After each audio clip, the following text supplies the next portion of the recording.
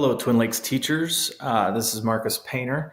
I wanted to take a couple of minutes to show you a little more in-depth search for content within Google. Everyone knows how to Google search. That's not a difficult task, and it's something that we all do on a regular basis at this point in our digital lives. Remember when you didn't know an answer and you just had to sort of wallow in not knowing? Remember that? Our students don't have to do that anymore.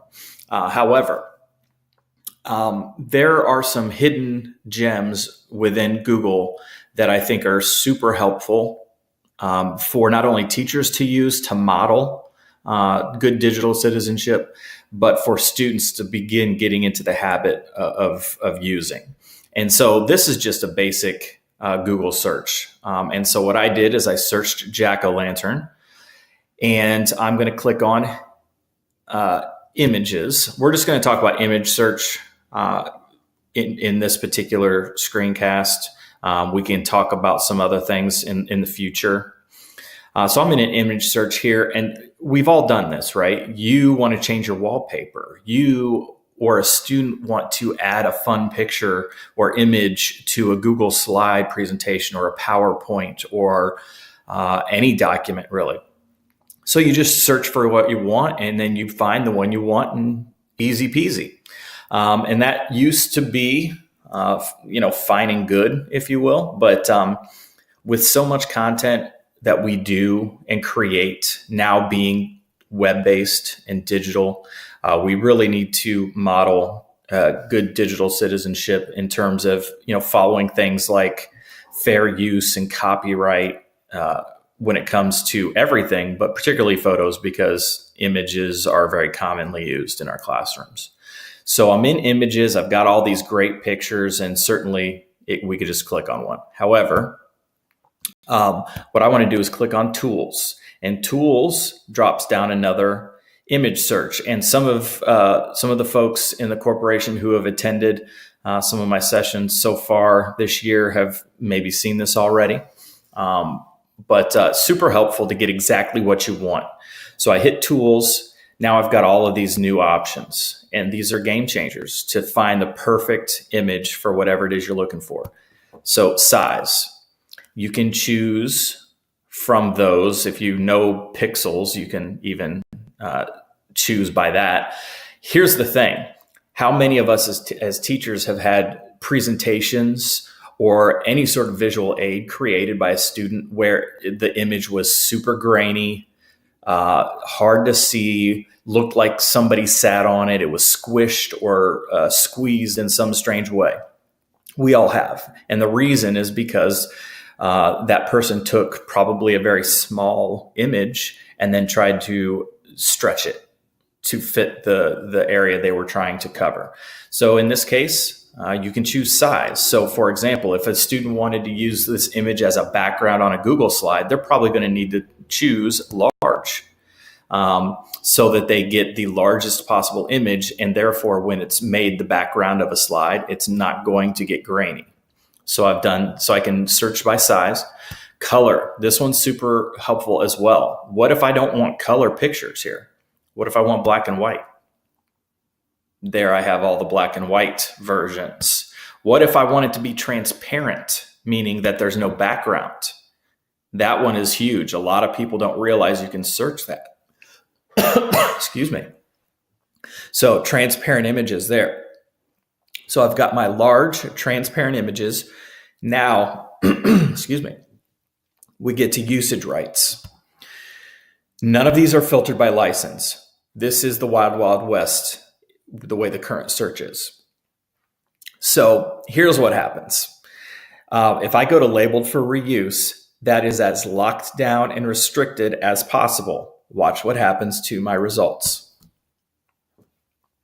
Surprisingly not terrible. I still have some that I can use. I used an easy topic. So if I was instructing students or if I was creating this type of search, I want them to do, because they are following the rules. Anything that's in this screen is going to fit their requirements, And most importantly, it has been labeled for reuse. So you can see things like Wikipedia Commons, public domains. These are all okay to use. Now, I understand you're thinking, well, big deal. They're just making a presentation that's in class, graded for me or graded by me, or presenting something to a class of students. Why mess with this? Because it's a thing, and it's going to continue to be a thing to the point where, we're going to get into talking about, copywriting our own work and copywriting our own creations in the classroom. So you can generally, when I go to labeled for reuse, I lose all of the good ones. And that's the big bummer that students encounter and teachers encounter is you type in a term that you're looking for, and let's try a new term. Chicago Bears. Okay. Images. So I'm at large images. I want them to be transparent and labeled for reuse. And look how many options I have. Just the one. That's it. Now, if I back off of labeled for reuse, like labeled for reuse with modification, let's see if I get any better results. Nope. What if I go labeled for non-commercial reuse? Nope. Not any better. I guess I got, who is that? I don't know who that is. So through these other filters, sometimes you'll get more options, but if I go not filtered by license, boom, I have all of the Bears stuff. And so this is what kids do, and this is what we do. And it goes back to the classic phrase, just because you can doesn't mean you should. And I think that if you model this with students, or give them the tools, show them how to search properly, you can at least model that, hey, there is an ideal way to do this. I recently shared in an email a table, an image that showed 5 or 6 different websites that are open educational resources for images. And it gives you some basics on age requirements or limitations and things of that nature. So I'm just talking about Google here in terms of this type of search, but you have tons of other options out there. So just something to think about. And if you didn't know about that toolbar, lots of great ways to search for items. Again, if I went here, you can see, do I want it to be, let's see, I'll change my topic again. Puppies. That's always a good one. So I've got puppies. I've got usage rights. I'm going to go labeled for reuse. Ugh, lost all the good ones. And now I go to type. Do I want it to be a face of a puppy? Do I want it to be a photo or clip art, a line draw? Let's see what a line drawing is. Oof, that's it. I don't even know what half of these are. So that's not a great option. Clip art puppies. Okay, a couple more. And these, again, were labeled for reuse. If I go not filtered, there's my not filtered clip art puppies. What about faces? There are my not filtered by reuse faces of people and puppies, and so on. You can even search by time.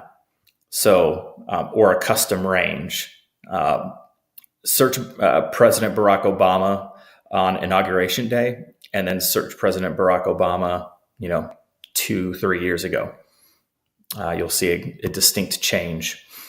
And then there's more tools as well there. So, and then you can clear all your content. So little trick to search Google for images and relating to the email I sent earlier today. So hope that helps. If you have any questions, feel free to give me a call at 1313 or email me.